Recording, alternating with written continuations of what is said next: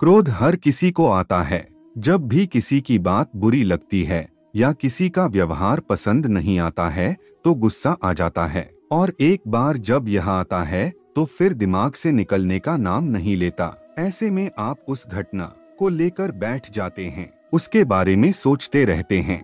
हर समय वही बात दिमाग में घूमती रहती है। आप किसी से कोई भी बात करें, वह घटना बीच में आ जाती है। ऐसे में आप न चाहते हुए भी उस बारे में बात करने लगते हैं, उसकी शिकायत करने लगते हैं। और अगर उस समय वहाँ पर कोई बात करने वाला नहीं हुआ तो आप अपने आप से ही बातें करने लगते हैं, बड़बड़ाने लगते हैं। इस सब से उस व्यक्ति की सेहत पर तो कोई फर्क नहीं पड़ता, पर आपका नुकसान जरूर होता है। लेकिन अगर आप चाहें तो इस स्थिति से बच सकते हैं, इस नुकसान से खुद को बचा सकते हैं। कैसे, आइए जानते हैं। महात्मा गौतम बुद्ध की इस कहानी के जरिए एक बार की बात है। एक गांव में गौतम बुद्ध का प्रवचन चल रहा था। वे कह रहे थे, जब हम क्रोधित होते हैं तो दूसरों को नुकसान पहुंचाने की कोशिश करते हैं, लेकिन उस समय हम इतने आवेशित हो जाते हैं कि हमारी सोचने समझने की ताकत समाप्त हो जाती है। इसलिए क्रोध में हम सही निर्णय नहीं ले पाते और अपना ही नुकसान कर बैठते हैं। बुद्ध की उस सभा में एक गुस्सैल स्वभाव का व्यक्ति भी शामिल था। उसे बात बात पर गुस्सा आ जाता था। आज भी वह अपने परिवार वालों से झगड़कर आया था और उस समय भी उसके दिमाग में उथल पुथल मची हुई थी। इसलिए उसे बुद्ध की बातें अच्छी नहीं लग रही थीं। उसे लग रहा था कि जैसे बुद्ध उसे डांट रहे हों, सबके सामने उसकी बेइज्जती कर रहे हों। इससे उस व्यक्ति का क्रोध भड़क गया। वह अपनी जगह से उठा और बुद्ध के पास जा पहुंचा। इससे पहले कि कोई कुछ समझता, उसने बुद्ध के मुंह पर थूक दिया। यह देखकर वहां मौजूद लोग भड़क उठे और उस व्यक्ति के बारे में बुरा भला कहने लगे। लेकिन बुद्ध अभी भी अपनी जगह पर शांत बैठे हुए थे। उन्होंने अपना चेहरा पोंछा और बोले, क्या बात है वत्स, तुम्हें कुछ कहना है? उस व्यक्ति ने बुद्ध की बात का कोई जवाब नहीं दिया। वह बिना कुछ कहे वहां से चला गया। यह देखकर एक व्यक्ति से नहीं रहा गया।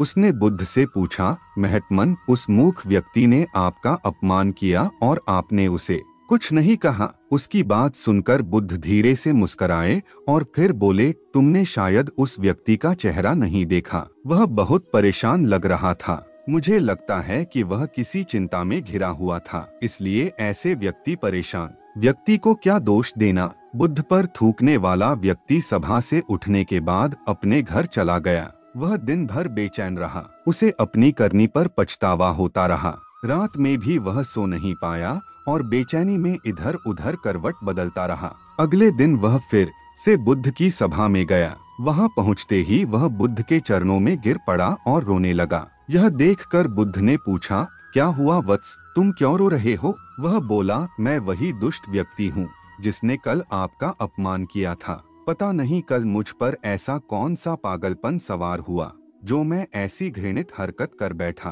कृपया मुझे क्षमा कर दें। भगवान गौतम बुद्ध बोले, कल की बातें तो कल ही समाप्त हो गई वत्स। कल के बारे में आज क्या सोचना। अगर मैं उस घटना के बारे में सोचता रहता, क्रोध करता, तो उससे तो सिर्फ मेरा दिल दुखता। तुम्हें उससे कोई फर्क नहीं पड़ता। इसलिए बुरी घटना को याद रखना कोई समझदारी की बात नहीं है। इससे हमारी परेशानियां बढ़ जाती हैं और जीवन ठहर जाता है। इसीलिए अप्रिय बातों और अप्रिय घटनाओं को भूलने में ही समझदारी है। जो व्यक्ति ऐसी घटनाओं को भूल जाता है वही जीवन में आगे बढ़ता है, और जो उनमें उलझा रहता है उसका जीवन चक्रव्यूह के समान हो जाता है, जिसमें से वह चाह कर भी बाहर नहीं निकल पाता है। दोस्तों, गुस्सा करना बिल्कुल ऐसा होता है कि जहर तो आप पिएं और कामना करें कि मर सामने वाला जाए। इसलिए जब भी कभी आपको गुस्सा आए तो इस बात को ध्यान में रखें कि अगर आप किसी से नाराज होते हैं और रूठ कर चुपचाप बैठे जाते हैं तो आप अपना ही नुकसान करते हैं। इससे आपके समय का तो नुकसान होता ही है, आपके शरीर का भी नुकसान होता है। इसलिए अप्रिय बातों और अप्रिय घटनाओं को लेकर बैठना कोई हल नहीं है। बेहतर है कि उन्हें भूलकर आगे बढ़े। तभी आप जीवन के प्रवाह के साथ अपने आप को जोड़ पाएंगे और जीवन का आनंद ले पाएंगे। दोस्तों, डेली मोटिवेशन वीडियो देखने के लिए हमारे सपोर्ट पॉजिटिव एसपी चैनल को सब्सक्राइब कर हमारे फैमिली का हिस्सा बने। और ये वीडियो कहाँ से देख रहे हैं कमेंट बॉक्स में जरूर लिखिएगा। फिर मिलते हैं नेक्स्ट वीडियो में।